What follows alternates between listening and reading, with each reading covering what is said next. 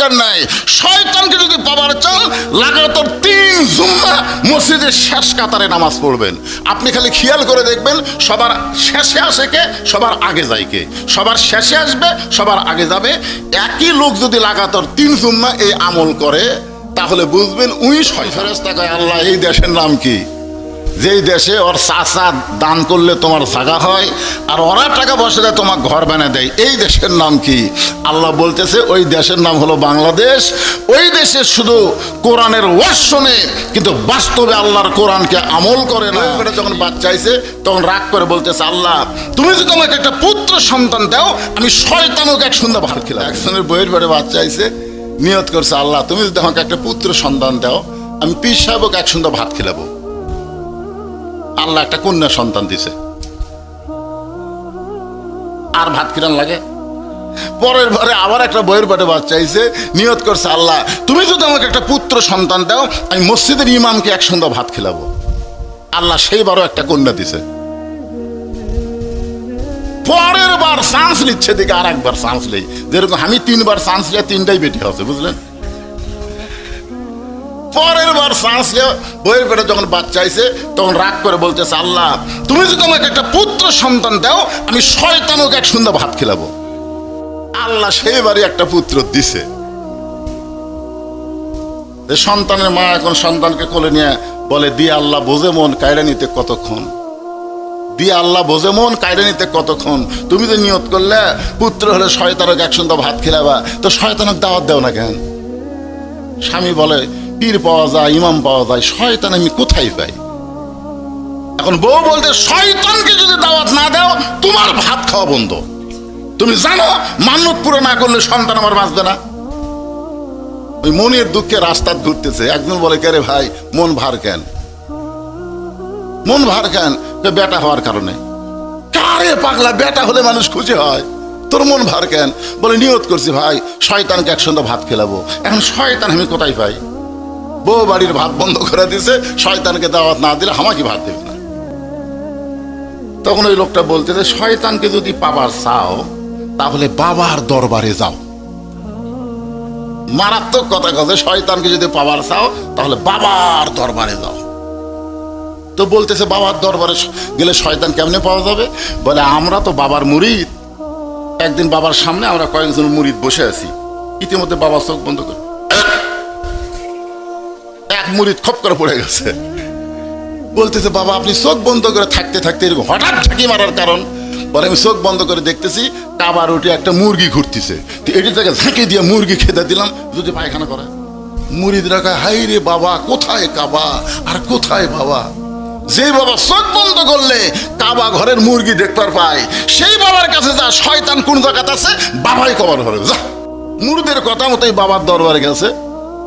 বাবা বলতেছে কে রে তোকে নতুন দেখতেছি, তোর নিয়ত কি? তোকে তো কোনোদিন দেখি না।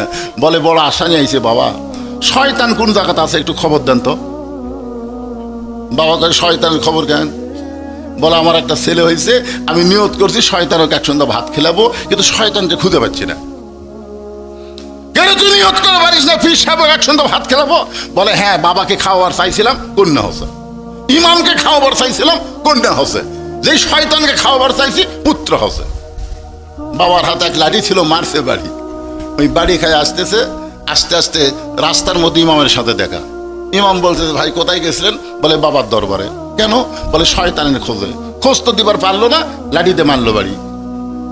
ইমাম বলতেছে শয়তানকে খুঁজবার অত দূর যাওয়া লাগবে কেন? ওই ৮০ যাওয়া লাগবে, শয়তানকে খুঁজবে অত দূর যাওয়ার দরকার নাই। শয়তানকে যদি পাবার চান লাগাতার 3 জুম্মা মসজিদের শেষ কাতারে নামাজ পড়বেন। আপনি খালি খেয়াল করে দেখবেন সবার শেষে আসে কে, সবার আগে যায় কে। সবার শেষে আসবে, সবার আগে যাবে। একই লোক যদি লাগাতার 3 জুম্মা এই আমল করে তাহলে বুঝবেন উই শয়তান।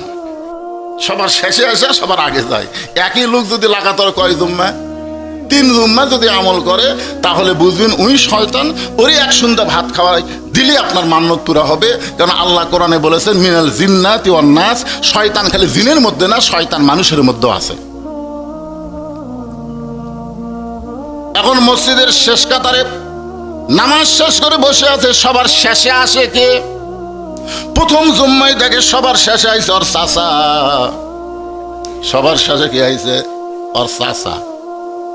মনে মনে বলতেছে কাজ কামের ভিড়ে চাচা না হয় সবার শেষে আইলো, চাচা যেন আগে বার না হয়। দেখে সবার আগে ওর চাচাই বার হয়ে গেল। দ্বিতীয় জুম্মায় দেখে সবার শেষে ওর চাচা, সবার আগে ওর চাচা। এখন তৃতীয় জুম্মা আল্লাহ বলতেছে, আল্লাহ আজকে ফাইনাল জুম্মা, আল্লাহ আজকে যেন চাচা সবার শেষে না আগে। তুই যতই দোয়া করুক, শয়তানের জন্য দোয়া কবুল হবে?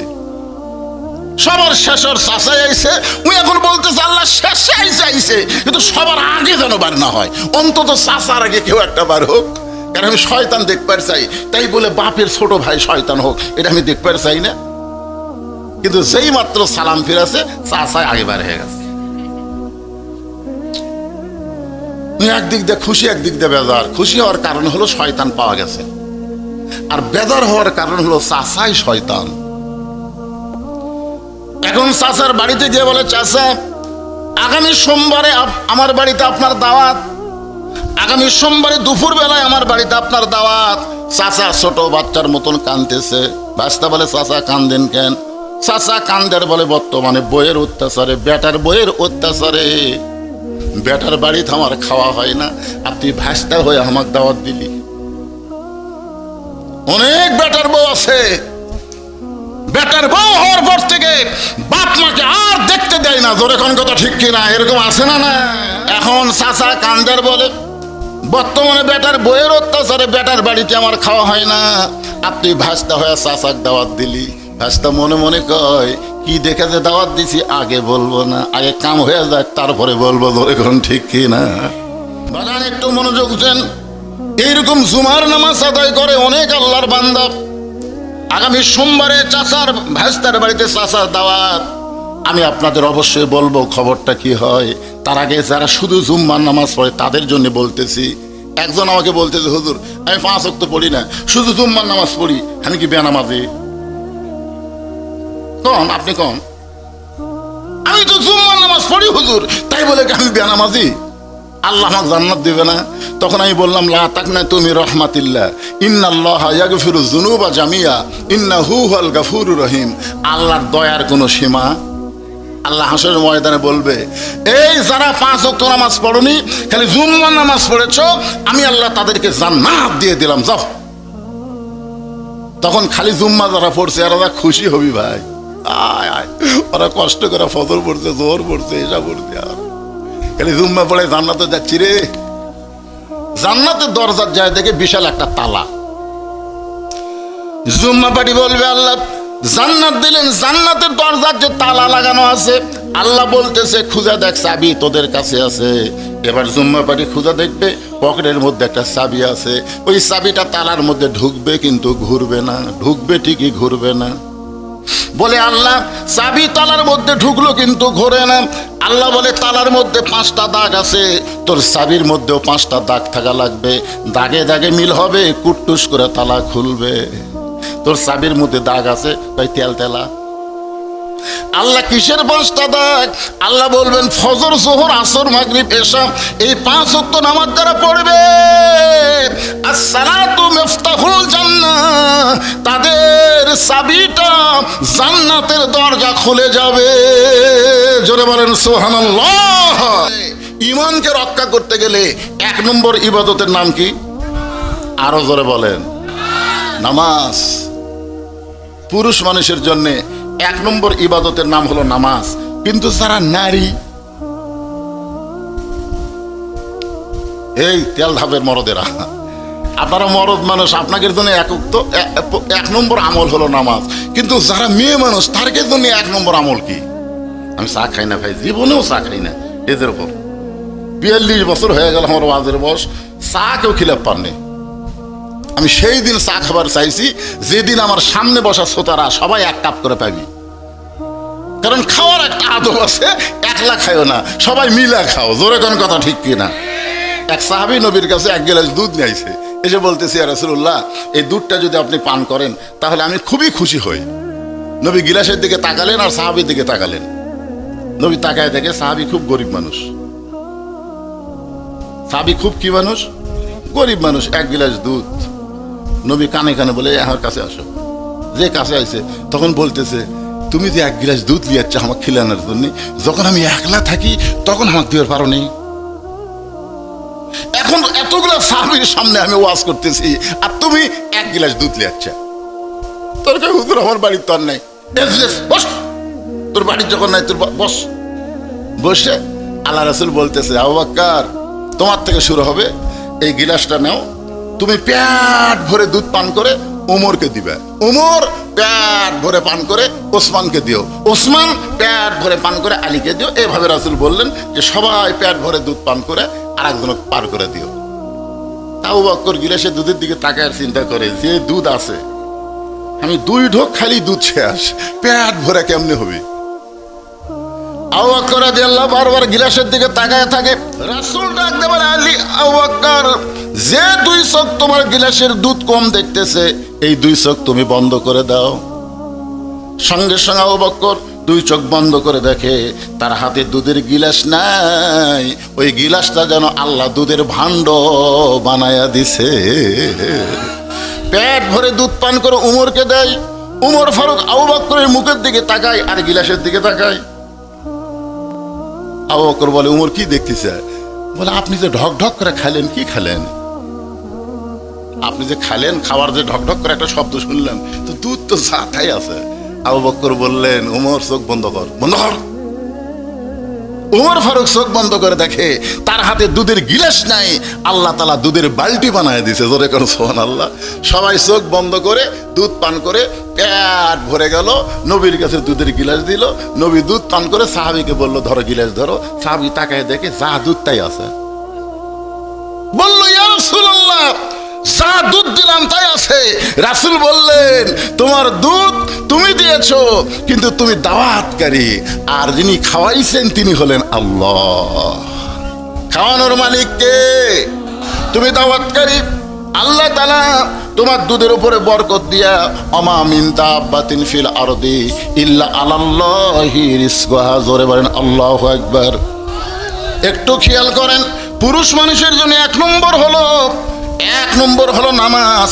এখন সোমবারের দিন চাচা সাইজা গুইজা ভাইস্তার বাড়িতে দাওয়াত খাবার যাচ্ছে। জোরে বলেন কি বার? আরো জোরে কন। সওয়ালের মা খালি বারবার বলতেছে, তুমি তো শয়তানকে দাওয়াত দিলা আজকে দুপুরবেলা খাওয়ানোর জন্য, এই শয়তানের সাইজ কেমন? ওমায় মনে বলতে চিন্তা করতেছে, মানুষ তো আমরা এরকম, তাহলে শয়তানের সাইজ কেমন? স্বামী বলতেছে, সন্তানকে যদি বাঁচাবার চাস, শয়তান যে সাইজের হোক জবান খুলে পারবো না। তুই যদি তোর সন্তানকে বাঁচাবার চাস, শয়তান যে সাইজের হোক জবান খোলা যাবে না। আসলে শয়তানকে আরো ধরে খন। এখন দর সে ডাকতেছে, আব্দুল্লাহ, ওর নাম হচ্ছে, ভাস্তার নাম আব্দুল্লাহ। আব্দুল্লাহ, বউ দৌড়ে গিয়ে বলতেছে, তুমি না কইলা শয়তান আসবে, তোমার চাচা ডাকছে। স্বামী বলতেছে, মুখ খুললেই যদি না খাওয়া যায়, তোর সন্তানক বাঁচানোর কোনো বুদ্ধি নেই। খাওয়া পর্যন্ত জবান খুলবো না, কোনো জবান খুলবো না। মানে সন্তানের দোহাই দিলে মায়ের আর জবান খোলে? ভাস্তা দৌড়ে যায়, দরজা খুলে দিছে। চাচা বলতেছে, আরে কি খাবার সুগন্ধ, বা এত তরকারি পাক করছিস। চাচা অনেকদিন পর আপনার দাওয়াত দিতে, বুঝতেছেন না, আসেন। চাচার সামনে খাবার দিছে। চাচা বলতেছে, একটু দোয়া করে খাই।